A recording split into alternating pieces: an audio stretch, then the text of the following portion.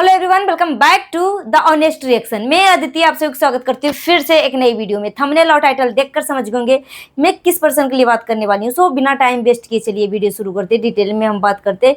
जितना उसके वीडियो को शेयर करेगा, हाइप देने का ऑप्शन अवेलेबल है तो हाइप भी दे दीजिएगा।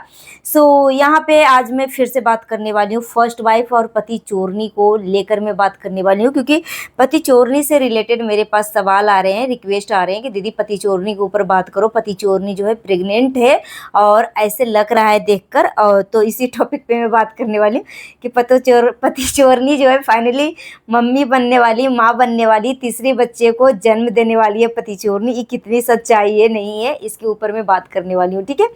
सो चलिए वीडियो शुरू करते हैं बिना आप सभी का टाइम वेस्ट किए।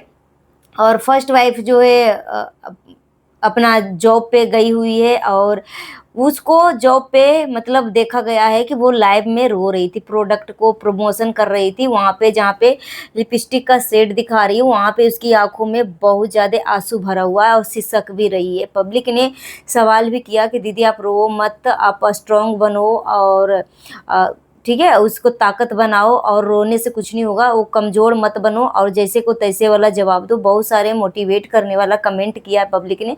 इसके लिए मुझे बहुत ज़्यादा खुशी हुआ कि आप इसी तरीके से उस लेडी को सपोर्ट करो, फर्स्ट वाइफ को सपोर्ट करो। सच में बहुत अच्छी लेडी है, मगर थोड़ी सी सीधी भी है, बात कर मतलब वो अपनी बात सही ढंग से वो प्रेजेंट नहीं कर पाती हैं, शायद इसी वजह से उनको ये दशा हुई है। और यहाँ पे एक एक पॉइंट के ऊपर मैं बात करने वाली हूँ। क्या सच में पति चोरनी जो है प्रेग्नेंट है? क्योंकि इसके आईडी में भर भर के कमेंट आ रहे हैं कि क्या पति चोरनी तुम प्रेग्नेंट हो क्या। और जहाँ पे बर्तन धो रही है अपने सासू माँ के साथ और जिसमें बोली है कि सासू माँ तूने मेरी कदर न जानी, इस तरीके के गाने में लोगों ने काफ़ी ज़्यादा कमेंट किया है कि पति चोरनी प्रेग्नेंट है, पति चोरनी प्रेग्नेंट है, ठीक है।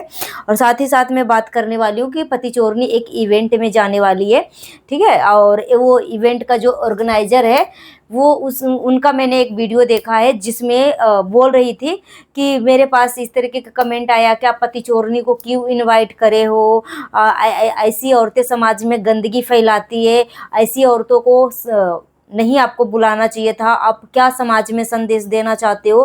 तो जो इवेंट ऑर्गेनाइजर लेडी हैं वो बोल रही थी कि देखो भाई कौन कैसा है नहीं है हमें नहीं मतलब, ठीक है, हमें तो बस अपने बिजनेस से मतलब है, बाकी कौन कैसा है नहीं है हमें कोई मतलब नहीं है। इस तरीके का वो रिप्लाई दी थी, ठीक है।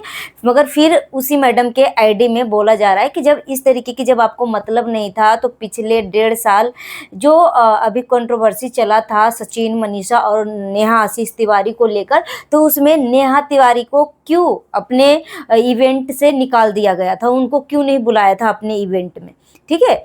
ये तो यहाँ पे क्लियर भी किया था कि अभी जो नेहा तिवारी है उसका जो करेक्टर के ऊपर जो है पब्लिक बहुत ज़्यादा अजीबोगरीब टिप्पणियाँ कर रही है, ठीक है, इल्ज़ाम लगा रही है। इस वजह से हम इनको अपने फंक्शन में या अपने इवेंट में हम इनवाइट नहीं कर सकते, इस तरीके को बयान दी थी, ठीक है, लाइव करके बयान दी थी। मगर अब अगर नेहा तिवारी को बाइकआउट कर सकती हैं अपनी इवेंट से, तो पति चोरनी जो है वो कौन सा दूध की धुली हुई इतनी गंदी गंदी इतनी गालियाँ देती है, और ना ही उसको कहीं पे भी माफ़ी का गुंजाइश है, ना ही वो लेडी जो है अपनी गलती को कभी एक्सेप्ट करी है कि मैंने गलत किया है, मैंने किसी का घर तोड़ा है। तो वो इवेंट में जब जाएगी और उसके मुंह पे माइक थमाया जाएगा, क्योंकि हर इवेंट में जब कोई जाता है ना तो माइक थमाकर कुछ प्रवचन देने के लिए बोला जाता है कि आप कुछ इन्फ्लुएंस करो, जो ऑडियंस है आपकी बातों से मतलब क्या इन्फ्लुएंस होना चाहती है, अपना कुछ इस तरीके की चीज़ें बताओ जिससे ऑडियंस आपकी बातों से प्रभावित हो, ठीक है। तो पति चोरनी को जब इवेंट में माइक दिया जाएगा तो उसमें पति चोरनी क्या इन्फ्लुएंस करेगी पब्लिक को, क्या मतलब सिखाएगी कि पति को कैसे चोरी करते हैं, दूसरे को पति को कैसे चोरी करते हैं, दूसरे का हंसता खेलता परिवार को कैसे तोड़ते हैं, कैसे उजाड़ते हैं। और अगर जाने अनजाने में वो गलती हो भी जाती है तो कभी भी अपनी गलती को एक्सेप्ट मत करना, क्या क्या सिखाएगी। क्या सिखाएगी? अगर मतलब फैमिली को अगर एक होकर रहना है, अगर आप पति ने गलत किया है, दोनों बीवियों को एक साथ रखना चाहता है, जोड़कर रिश्ता को रखना चाहता है, तो कहीं पे भी उसका गुंजाइश नहीं है। उसके बाद अगर पति कुछ बोले कि फर्स्ट वाइफ को भी हम जोड़ के रखना चाहते हैं, ठीक है, दोनों परिवार को हम मिलाकर रखना चाहते हैं। जो हमने जो गलती किया पास्ट में वो किया, मगर अभी हम प्रेजेंट में हम अपनी फैमिली को जोड़ कर रखना चाहते हैं, क्योंकि फर्स्ट वाइफ भी किसी की बेटी है, उसके भी बच्चे हैं, ठीक है। तो पति चोरनी के क्या बोलेगी कि जब भी पति अगर इस तरीके की बातें करे तो तुम छत पे जाके कूदो और अब ब्लैकमेल करो कि मैं ऐसे कर लूंगी, खुद को भी खत्म कर लूंगी, बच्चों को भी खत्म कर दूंगी, छत पे जाके कूदूंगी। किस तरीके का इन्फ्लुएंस करेगी, क्या इन्फ्लुएंस करेगी? हाँ, देखो, जब जो ऑर्गेनाइजर दीदी है, इवेंट का जो ऑर्गेनाइजर है, उनसे मैं पूछना चाहती हूँ, आप अपने सेल्फिशपन के लिए, अपने बिजनेस के लिए आप इस तरीके की बेहूदगी, करेक्टरलेस या कह लीजिए बदतमीज इस तरीके की लेडी को आप अपने इवेंट में बुला रहे हो, तो सिर्फ अपने बिजनेस से मतलब है? समाज में जो गंदगियां फैल रही है वो समाज से आपको कोई मतलब नहीं है कि हमारे आने वाले यूथ, हमारे बच्चे, हमारा जनरेशन किस दिशा में जाएगा, उसमें आपको कोई भी हस्तक्षेप नहीं करना है, कुछ भी सुधार की जरूरत नहीं है। मतलब क्या क्या अपने मतलब अपना आप पार्टी को प्रमोट कर रहे हो या अपना बिजनेस का प्रमोट कर रहे हो, तो मतलब कोई भी गंदगी तक उतर जाओगे?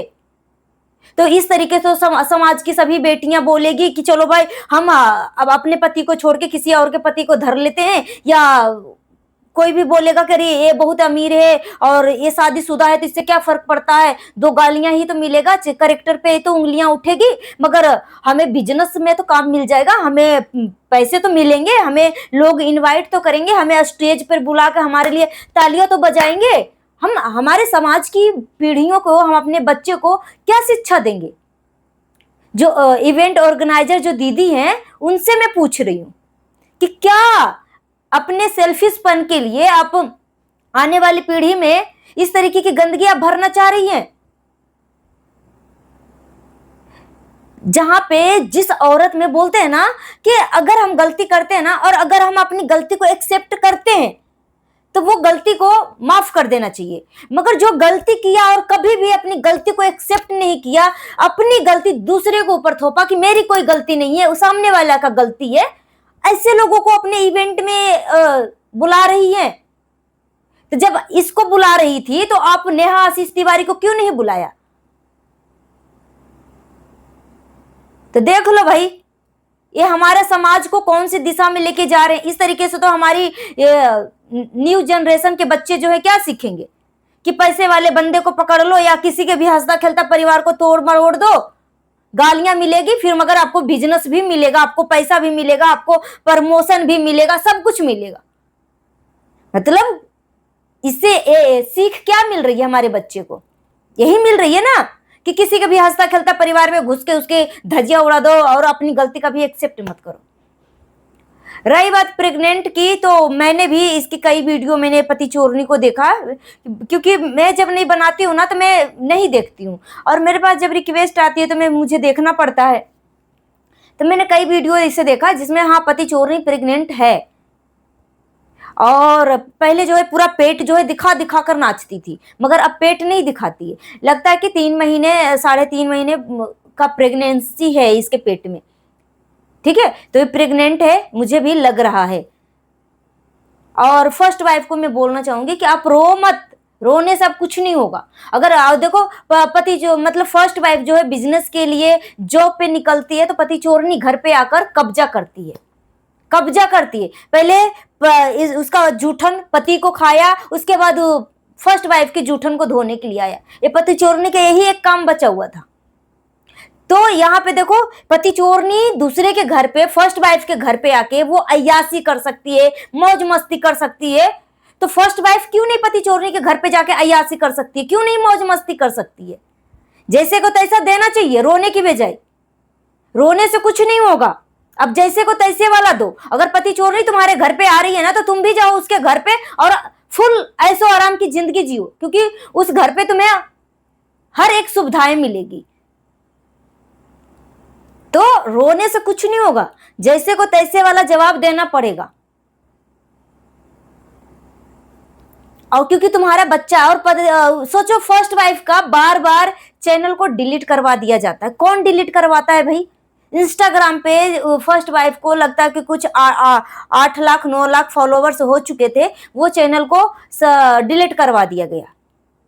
सोचो इसको कमाने का भी मौका नहीं दिया जाता। और जो लोग मतलब फर्स्ट वाइफ जब भी कोई भी प्रोडक्ट की प्रमोशन करती है ना, तो वो थोड़ा हल्का हकलाती हैं, सही ढंग से वो बोल नहीं पाती हैं। इसके पीछे का मैं रीजन बताती हूँ। जहां पे जो औरत अंदर से टूटी हुई रहती है ना, और जिसको मतलब कोई सपोर्ट नहीं मिलता है ना, वो औरत अच्छा भी करती है ना तो उसको कॉन्फिडेंस नहीं रहता है। उसको लगता है कि कहीं मैं फिर इस जगह पे भी गलत ना कर दूं, उस जगह, क्योंकि हर मोड़ पे फर्स्ट वाइफ को रोका टोका गया है, हर मोड़ पे फर्स्ट वाइफ को जलील किया गया है।